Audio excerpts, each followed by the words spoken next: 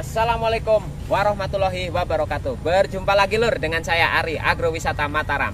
Hari ini kita akan mengecek tanaman jenis duren musangking lur. Ini asli di Mataram, di Lombok ya lur, bukan di mana-mana lur. Nah ini usia lebih muda daripada sana lur. Ini kurang lebih 2 tahun ya lur. Alhamdulillah dengan kita program sekitar 3 bulan yang lalu, kita taruhkan KNO 3 sama MKP ya lur. Nah MKP nya ini lur, plastiknya lur, sama ini lur, dan sama boron lur, sama ini lur, dengan dosis yang sangat rendah ya lur. Ikuti video saya, jangan di skip lur.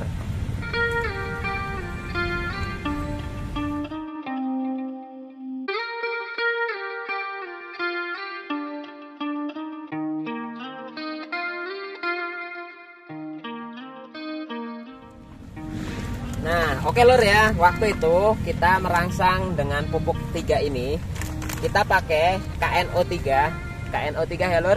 Ini kita pakai 3 sendok lur. MKP lur, kita pakai 3 sendok. Boronnya lur, kita pakai 2 sendok. Alhamdulillah ini om, hasilnya luar biasa hasilnya Bang Ari ya. Berjenjang sekali.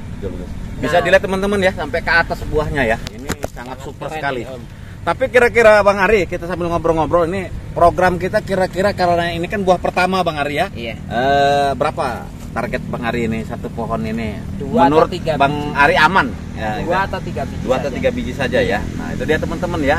Nah, jadi walaupun bunganya super duper seperti ini, jangan berlebihan juga dipelihara. Jadi tetap harus kita sortir Bang Ari ya. Mana yang kira-kira memang posisinya aman, dan kedua bisa kita pertahankan Bang Arya. Betul. Jadi maksimal 3 kata Bang Arya 3 untuk buah pertama. Tapi kalau buah kedua selanjutnya bisa 10, bisa 15. 10, bisa 15 ya. Nah itu teman-teman, karena kalau seandainya 3 baliklah modal Bang Arya. Kalau dengan langsung kualitas yang sip ya. Nah, kira-kira dengan harga 1 juta lebih mungkin Bang Arya. Kalau kita buahkan 3 ya bisa lah jadi uang, jadi 5 juta bisa untuk biaya bibit, biaya pupuk untuk yang kedepannya kemarin. sudah bisa balik modal ya. Insya Allah yang buah kedua bisa balik modal. Oh iya lur, jadi kayak gini ya lur, dengan kita program seperti ini, besok ada pupuk susulan juga lur, dengan organik juga ya. Ini kebetulan kan organik udah lebih 1 karung lur. Sebelum sekitar 2 bulan yang lalu juga kita taruhkan kotoran ayam, kotoran kambing. Nah di sini juga besok selesai kita naruh KNO 3 ini, sekitar 1 bulan lagi, sesudah mekar, sesudah menjadi pentil atau menjadi buah yang masih kecil ya lur, kita akan melakukan pupuk susulan dengan garam kasar ya lur, dan dengan penyemprotan vitamin-vitamin untuk, artinya tetap harus ada perawatan Bang Ari ya. Kalau tidak ada perawatan, namanya duren-duren sultan seperti ini, perawatannya harus ekstrim lur ya. Nah, kalau tidak ekstra, anggap aja istri kita kalau kita nggak perawatan, jelas dia kumel, dekil, dan tidak cantik. Tapi kalau kita perawatan tetap sama, mantap, pasti biasa akan dia motonya. cantik. Nah ini Mantap, juga pohon-pohonan kita akan cantik.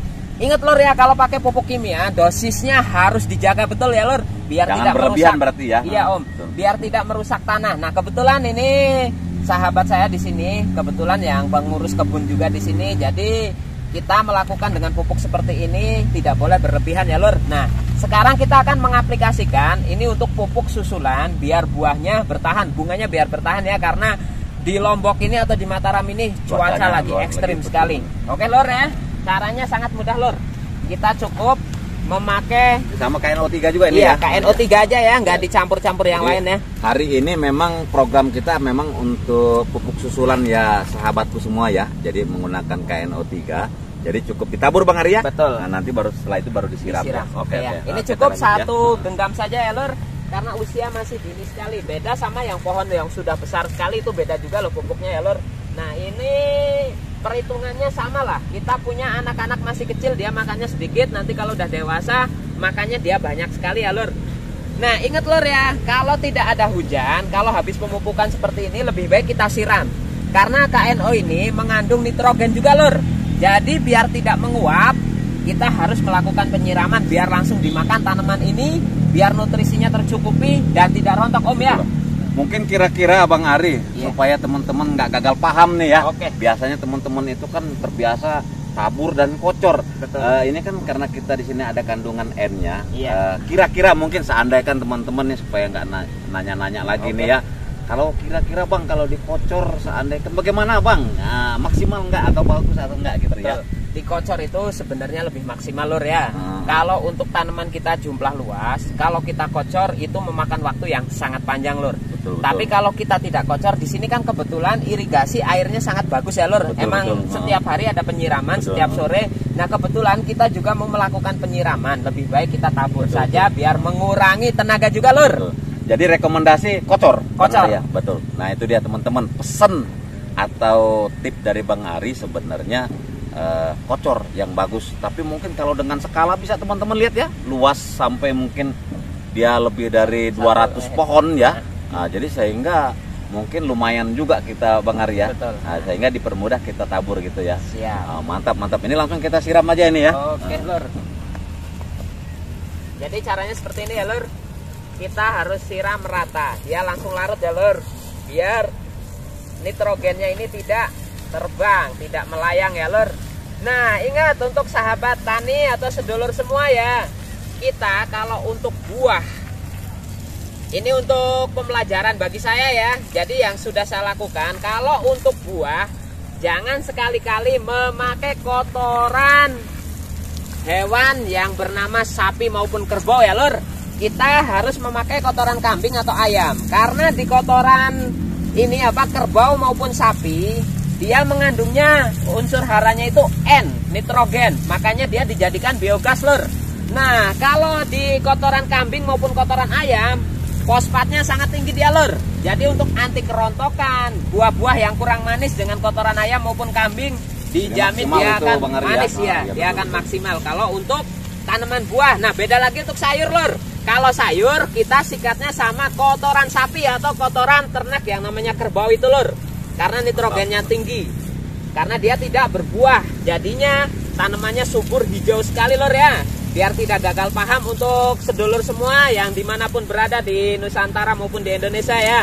Kadang orang-orang pada gagal paham karena apa? Dikira semua kotoran hewan itu kandungannya sama lur. Nah ini ya lur.